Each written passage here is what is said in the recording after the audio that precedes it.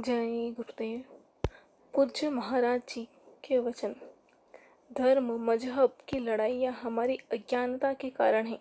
मजहब कोई लड़ने झगड़ने की तालीम नहीं देता। मनुष्य शरीर हमें क्यों मिला, इसका क्या उद्देश्य है, मरने के बाद हम कहाँ जाएंगे, हमारे बाल बच्चे कहाँ जाएंगे, कैसे हमारी जीवात्मा का कल्याण होगा, इन सारे प्रश्नों का उत्तर सत्संग में मिलता है। परमात्मा जीते जी मिलता है, मरने के बाद नहीं। आज तक जिसने भी परमात्मा को पाया, जीते जी पाया। मरने के बाद पाने का कोई प्रमाण नहीं है। उल्टा कुआं गगन में, तिसमें जरे चिराग, बिन रोगन बिन बाती। 6 ऋतु 12 मास, रहे जरते दिन राती। निकसे एक आवाज, ज्ञान के ज्योति है माही। ध्यान समाधि सुने और कोई सुनता नहीं।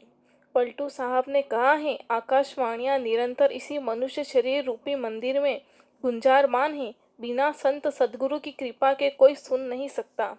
महापुरुष के सत्संग से विवेक जागृत होता है। सत्संग की आज के समय में हर मनुष्य को जरूरत है। तिल भर मच्छी खाई के कोटिन गऊ दे दान। काशी करवट ले मरे तो भी नरक निदान।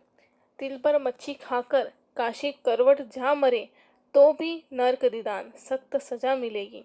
पैदा होने से पहले हम कहाँ थे, मरने के बाद कहाँ जाएंगे, इस सृष्टि का संचालन कौन कर रहा है, इन जटिल प्रश्नों का उत्तम उत्तर सत्संग में मिलेगा। संसार का कमाया हुआ धन किसी के साथ नहीं जाता, भजन की भक्ति की कमाई साथ जाती है। पायो जी मैंने नाम रतन धन पायो। वस्तु अमोलक दी मेरे सतगुरु, कृपा करी अपनायो। नाम का अनमोल खजाना सदगुरु की कृपा से मिला करता है। रैदास, मीरा, गोस्वामी आदि महात्माओं ने भजन करके भगवान को पा लिया, तो आप क्यों नहीं पा सकते।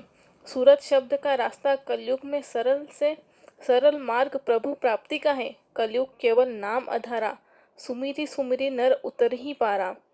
भव सागर से पार जाना है तो किसी पहुँचे हुए संत सदगुरु की खोज करो।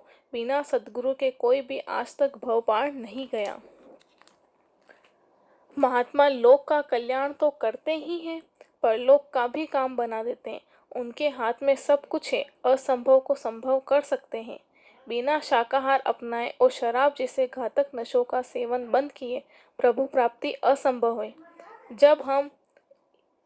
जब हम इस संसार में पैदा हुए तो न कोई जाति बिरादरी लेकर आए, न कोई मजहब लेकर आए, न कोई अपना नाम लेकर आया। सब लोग रोते हुए आते हैं और अंत में खाली हाथ रोते हुए चले जाते हैं।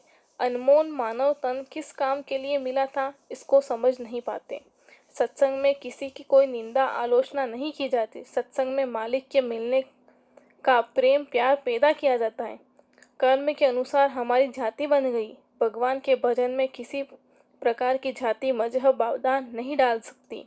मौत के बाद जीवात्मा को निकाल कर बाहर कर देंगे, शरीर धड़ाम से गिर जाएगा। धर्मराय के दरबार में कर्मों का हिसाब हो जाएगा। यही जीवात्मा नरकों और दोजखों में डाल दी जाएगी। भगवान के बनाए हुए मंदिर में कूड़ा कचरा क्यों डाल रहे हैं, वह मालिक माफ नहीं करेगा। अगर अपना खान पान ठीक नहीं करोगे तो संकट की खाई खंदक में गिर जाएंगे। महात्मा सबका कल्याण चाहते हैं।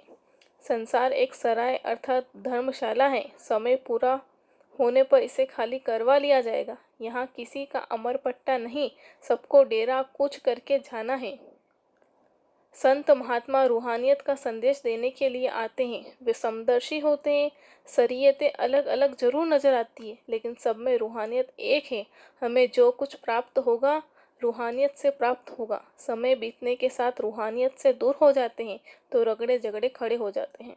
नई पीढ़ी के बच्चों का चरित्र उत्थान करना और उसमें अच्छे संस्कार डालना वक्त की बहुत बड़ी मांग है। अपने अपने बच्चों पर नजर रखिए कि उनका खान पान संग दोस्त से बिगड़ न जाए, नहीं तो यही बच्चे आपकी थैली से निकल जाएंगे और बुढ़ाई बेला में दुख का कारण बनेंगे।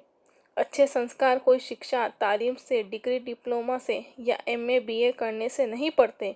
यदि एमए बीए करने से संस्कार पड़ जाते हैं तो देश में इतने वृद्धाश्रम खोलने की जरूरत नहीं पड़ती।